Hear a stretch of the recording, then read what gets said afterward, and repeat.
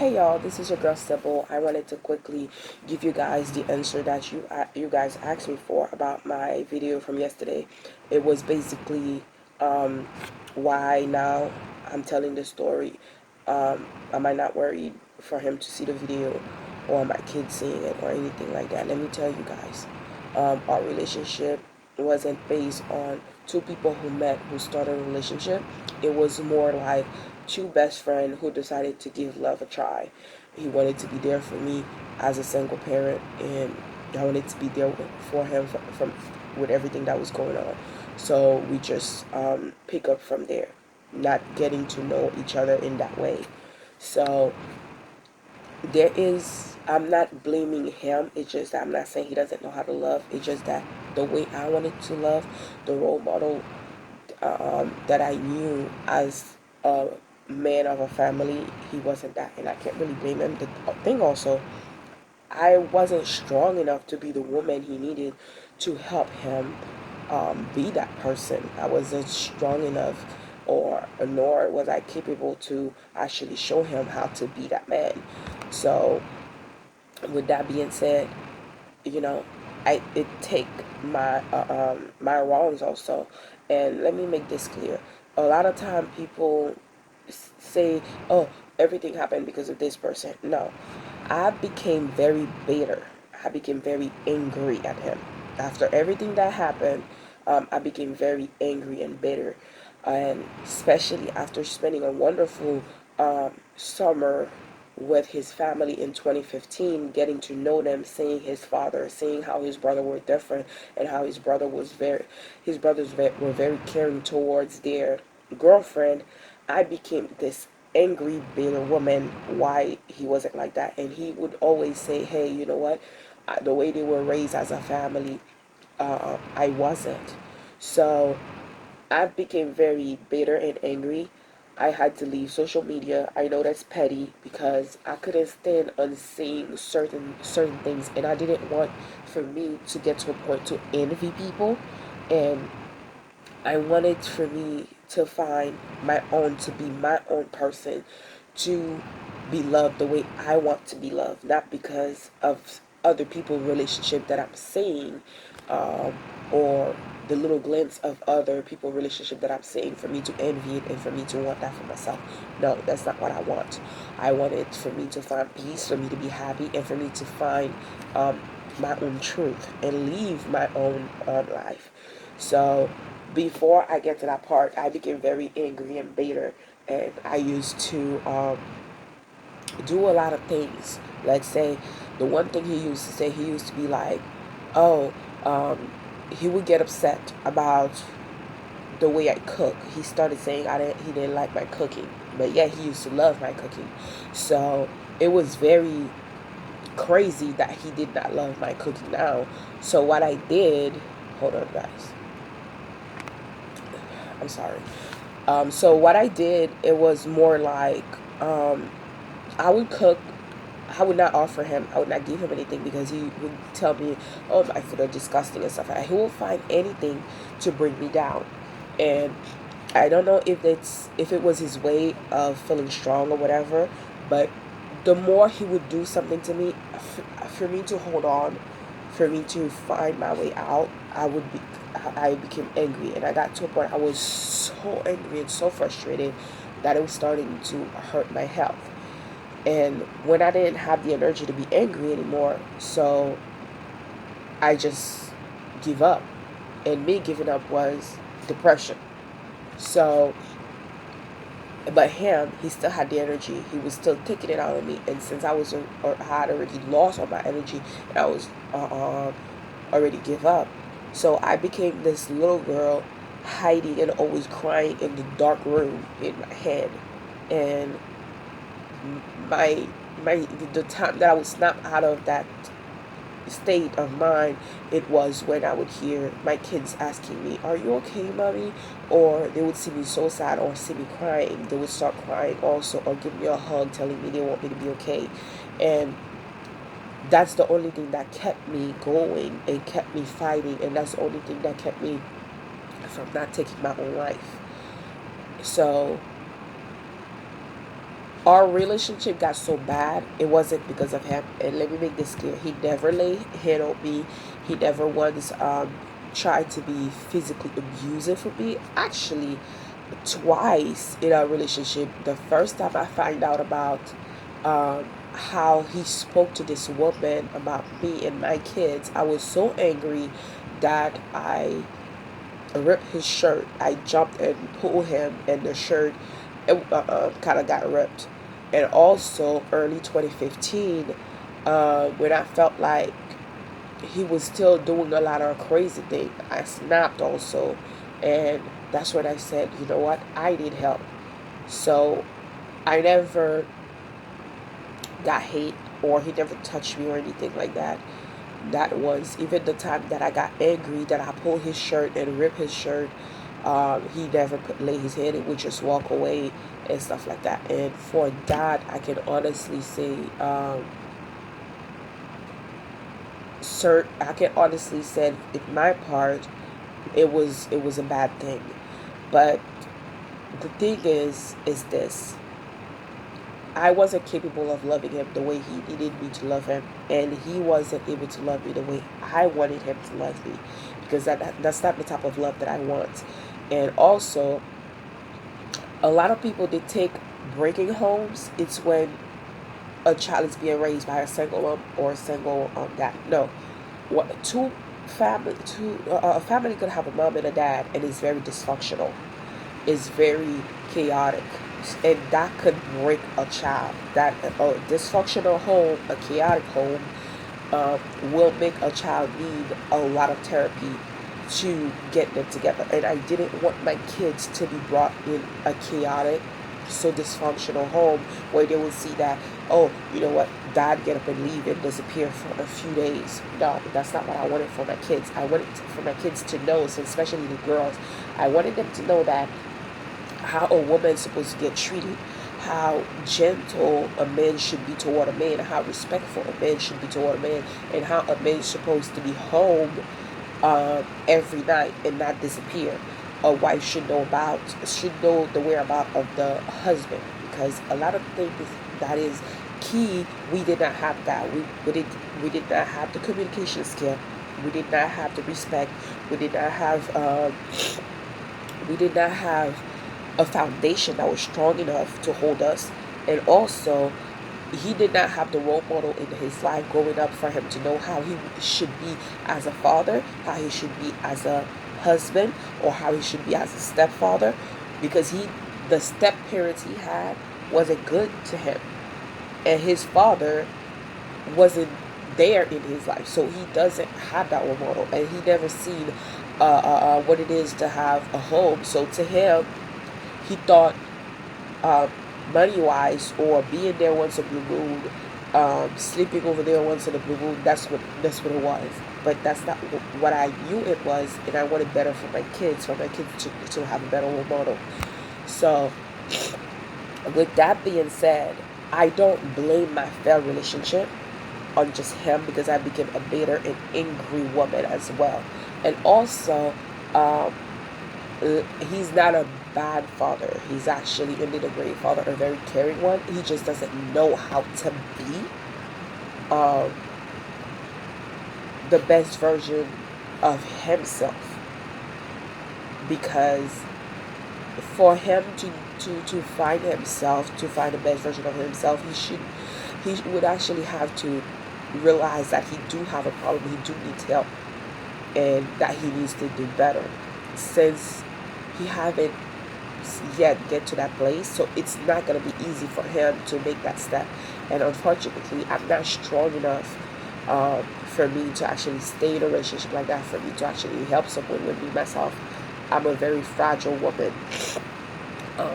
So I want people to know that a lot of the time we think that a broken home is when a child is raised by a single mom or a single dad. No, a broken home, both parents could be there, and they are very dysfunctional, very chaotic. Those things make the kids need a lot of therapy. So be very cautious of how you guys the family you guys are living in with your kids, because what they see it's what they are going to take with them in their adult life. That's what's gonna make or break them as a person. So keep that in mind, people. And also, the other thing that I want you guys to keep in mind is this: don't think that, oh, it's too petty for you to unfollow or for you to leave social media. No, do anything you got to do to find your peace, to center yourself. Because let me tell you, the best thing in life is peace. Because with peace, you find joy, you find happiness, you get healthy, you love yourself so much that you want to take care of your body, and you just want to do better. You just want to be better. You just want to be a better friend, a better everything, a better parent. And you will see that everyone around you will will just have a positive things towards you. Because when you're angry or bitter, you are so petty that you find every little thing to get into a fight or argument with someone. It's like you're always ready to fight. You're always ready to box until the energy dropped. Then there's nothing but depression left. So for me, in the state of mind that I am now, no matter what it is, I wake up every morning. I find the stuff that I'm grateful for, and then now the other thing that I do that help me every day, I post someone in my status on WhatsApp where I find a reason to tell them how much I appreciate them to be in my life. No matter what happened between me and that person, I find a reason to say, I appreciate you. I love you. I thank you for being in my life. I thank you for what you taught me. I thank you for what you've done for me. Because I don't want to wake up for me to find the negative things in my life or around me to bring me down, to break my spirit. No, I want to have a great day. And for me to have a great day is for me to know that, you know what, I am lucky enough to wake up this morning to be able to see my kids go to school. I am lucky enough to wake up this morning that I have a job to go to. I am lucky enough that my light is on. I am lucky enough that I have something to eat. My kids, when they come back home, they have something to eat.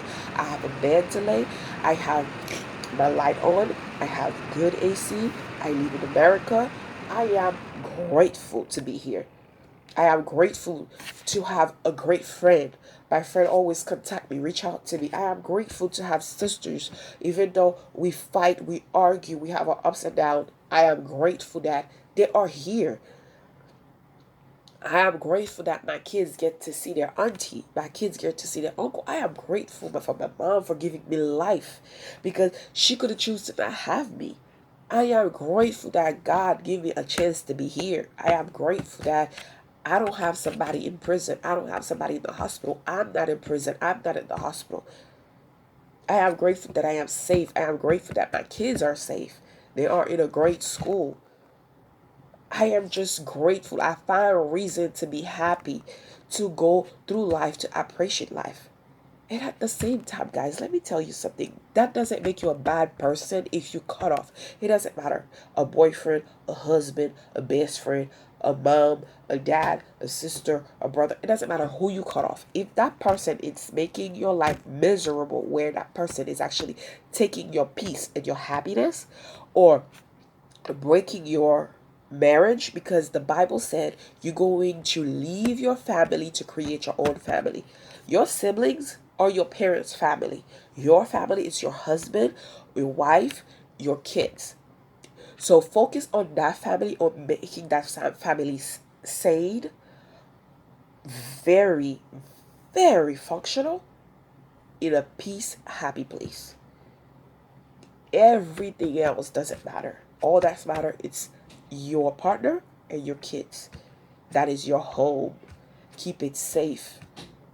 Don't worry about the outsiders. The outsiders doesn't matter. And if you're in a relationship, you're not happy in that relationship, do not go around find a reason in someone else's relationship, or when someone come and ask you for anything. It doesn't matter what that person come and ask you for. It could be I'm sorry. It could be anything as such as, hey, how do you feel about such and such? If you feel like you're not in a state of mind to communicate, you are in an angry place in your relationship, you feeling bitter, or you envy that person, you wish you were in that person's place, do not give that person any advice. Do not give advice if you're in a bad place in your life, because the only advice you would give is nothing but bad advice. And also, if someone is going through hell in their life, do not go to them for advice. If you see that person is bitter, angry, because that person will want to be in your place. So since they can be in your place, they would want you to be in the same place as them, single, miserable.